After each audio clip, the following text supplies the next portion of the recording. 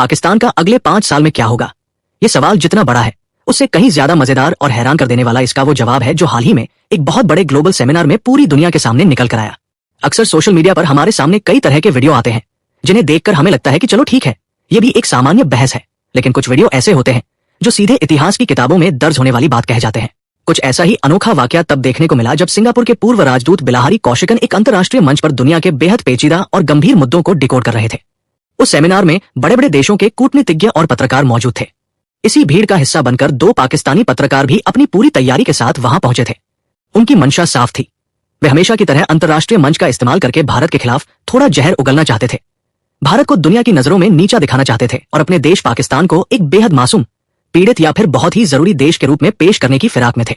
लेकिन उन दोनों पत्रकारों को दूर दूर तक इस बात का अंदाजा नहीं था कि सामने मंच पर जो शख्स बैठा है वो डिप्लोमेसी की मीठी मीठी भाषा में लपेटकर ऐसी कड़वी और नग्न हकीकत सुना देगा जिसे पाकिस्तान अगर अगले 100 सालों तक भी न भूलना चाहे तो भी भूल नहीं पाएगा। भारत के लिहाज से भी ये पूरी बातचीत बहुत ज्यादा मायने रखती है, क्योंकि ये साफ साफ दिखाती है कि अब दुनिया के बड़े और निष्पक्ष देशों का नजरिया पाकिस्तान के पुराने घिसे पिटे रोने धोने को लेकर पूरी तरह बदल चुका है। उस हाई प्रोफाइल सेमिनार के दौरान हुआ ये कि एक पाकिस्तानी पत्रकार ने बहुत ही मासूम सा चेहरा बनाया और पूरी दुनिया के सामने बिलाहरी कौशिकन से एक अजीब सा सवाल दाग दिया।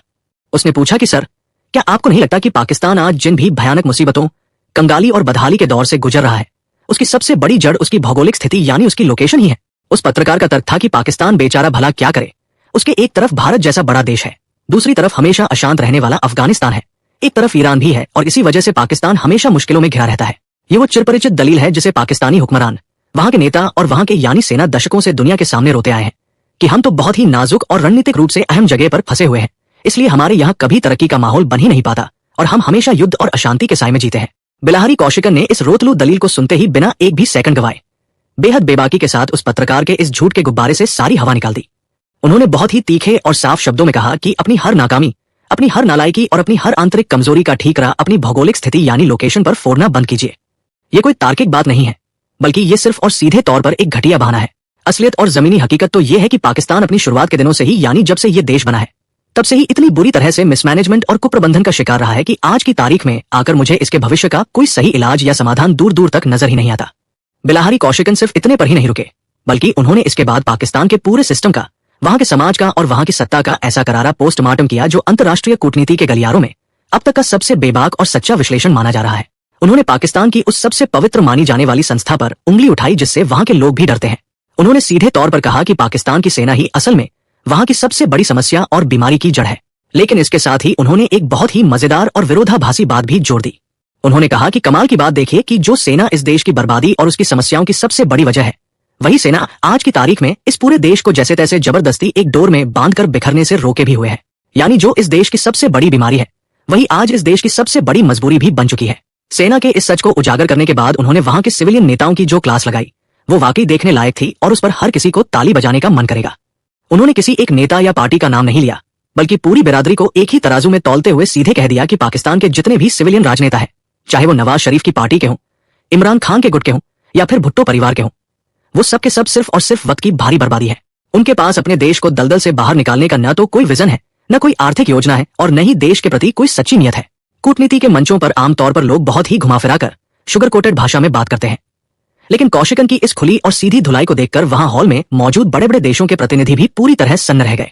अपनी बात को और ज्यादा पुख्ता करने के लिए और पाकिस्तानी पत्रकारों को इतिहास का आईना दिखाने के लिए उन्होंने एक ऐसा पुराना और दबा हुआ किस्सा निकालकर सबके सामने रख दिया जिसे सुनकर पाकिस्तानी पत्रकारों के चेहरों का रंग पूरी तरह उड़ गया।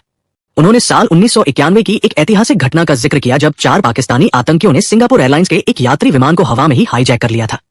उन पाकिस्तानी हाईजैकर्स की मुख्य मांग यह थी कि उनकी सीधी बातचीत पाकिस्तान की तत्कालीन पूर्व प्रधानमंत्री बेनजीर भुट्टो से कराई जाए, क्योंकि वे उन्हीं के किसी मामले को लेकर अड़े थे। जब सिंगापुर के शीर्ष अधिकारियों ने इस बेहद गंभीर आपातकालीन स्थिति में पाकिस्तान में भुट्टो के स्टाफ और उनके दफ्तर से संपर्क साधा तो वहां से जो जवाब मिला वो हैरान करने वाला था। भुट्टो के स्टाफ ने बहुत ही आराम से कह दिया कि मैडम अभी सो रही है और उन्हें इस वक्त किसी भी हाल में जगाया नहीं जा सकता, आप सुबह बात कीजिएगा। आप जरा सोच कर देखिए कि एक तरफ पूरा का पूरा अंतर्राष्ट्रीय विमान हाईजैक था, दर्जनों मासूम मुसाफिरों की जान दांव पर लगी थी, मौत उनके सिर पर मंडरा रही थी और दूसरी तरफ पाकिस्तान के शीर्ष नेताओं की संजीदगी और जिम्मेदारी का ये आलम था कि उनकी नींद ज्यादा प्यारी थी। इसके बाद सिंगापुर की सरकार ने पाकिस्तान के भरोसे बैठना पूरी तरह छोड़ दिया और अपनी तरफ से कड़ा एक्शन लेने का फैसला किया। सिंगापुर के जांबाज कमांडोज ने रात के अंधेरे में विमान को चारों तरफ से घेरा, एक बेहद सटीक और आक्रामक ऑपरेशन चलाया और पलक झपकते ही उन चारों पाकिस्तानी हाईजैकर्स को वहीं पर मौत के घाट उतार दिया। इस पुरानी कहानी को इतने बड़े मंच पर दोबारा सुनाकर बिलाहरी कौशिकन ने पूरी दुनिया के सामने ये अकाट्य रूप से साबित कर दिया कि पाकिस्तान की लीडरशिप का रवैया और उनकी मानसिकता हमेशा से ही कितनी ज्यादा गैर जिम्मेदाराना, लापरवाह और खोखली रही है। इसके बाद बारी आई दूसरी पत्रकार की, जो एक महिला थी और जिन्होंने शायद ये सोचा था कि पहले पत्रकार की इतनी बुरी तरह खिंचाई होने के बाद वो थोड़ा संभल कर और भविष्य के बहाने कुछ सकारात्मक सुनने में कामयाब हो जाएंगी। उन्होंने बहुत ही तौल कर बिलाहरी कौशिकन से पूछा कि सर, इन सब बातों को अगर हम छोड़ भी दें तो आप आने वाले अगले 5 सालों के भविष्य में पाकिस्तान को वैश्विक मंच पर कहां खड़ा देखते हैं। उनके मन में शायद ये उम्मीद रही होगी कि पूर्व राजदूत कहेंगे कि पाकिस्तान एक उभरती हुई अर्थव्यवस्था बनेगा या फिर परमाणु संपन्न देश होने के नाते दुनिया उसका सम्मान करेगी।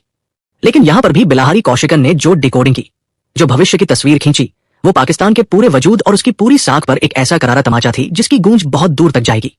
उन्होंने बिना किसी हिचकिचाहट के सीधे कहा कि मैं बिल्कुल साफ साफ और बिना किसी लागल पेट के कहूंगा,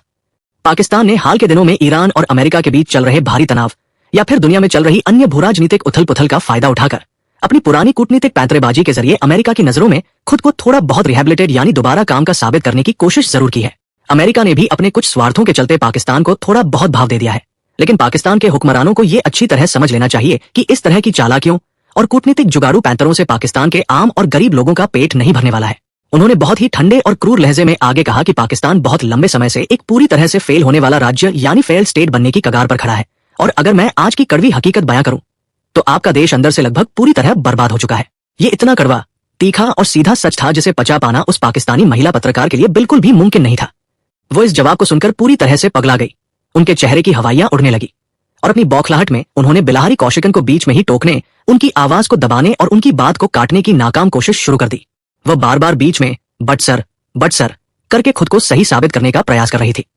लेकिन कूटनीति के इस मंझे हुए खिलाड़ी के सामने उनकी एक नहीं चली। कौशिकन अपनी बात पर पूरी मजबूती के साथ अड़े रहे और उन्होंने पूरी दुनिया के कैमरों के सामने ये साफ कर दिया कि पाकिस्तान का आने वाला कल बेहद अंधकारमय, अनिश्चित और बदहाल है। इस पूरे वाक्य को अगर हम आज के वैश्विक परिदृश्य में रखकर बहुत गहराई से समझें और इसकी डिकोडिंग करें तो हमें ये बात बहुत अच्छे से समझ आ जाएगी कि अब अंतर्राष्ट्रीय मंचों पर पाकिस्तान की वो पुरानी विक्टिम कार्ड खेलने वाली रणनीति, जहां वो खुद को आतंकवाद का शिकार बताता था, पूरी तरह से एक्सपोज और फेल हो चुकी है। अब दुनिया का कोई भी समझदार देश इस खोखले तर्क को मानने के लिए कतई तैयार नहीं है कि पाकिस्तान अपनी खराब भौगोलिक स्थिति या फिर किसी बाहरी ताकतों की वजह से परेशान है, बल्कि आज की पूरी दुनिया ये साफ साफ देख रही है कि वहां की बेलगाम सेना, वहां के भ्रष्ट नेताओं और वहां की कट्टरपंथी सोच ने मिलकर अपने ही मुल्क को किस तरह अपने हाथों से तबाही और कंगाली के सबसे गहरे मुहाने पर लाकर खड़ा कर दिया है। यही सबसे बड़ी वजह है कि इस पूरे बातचीत के वीडियो को आने वाले कई दशकों तक एक ऐसी मिसाल के तौर पर देखा और याद रखा जाएगा, जहां पाकिस्तान के झूठ के पुलिंदे को किसी भारतीय राजनेता या पत्रकार ने नहीं, बल्कि दुनिया के एक बेहद सम्मानित, निष्पक्ष और तीसरे देश के राजनयिक ने पूरी दुनिया के सामने बेनकाब कर दिया। ये बातचीत पाकिस्तान के लिए एक ऐसा सबक है जिसे वो कभी भूल नहीं पाएगा, और भारत के लिए ये इस बात का सबूत है कि दुनिया अब सच को पहचानना सीख चुकी है।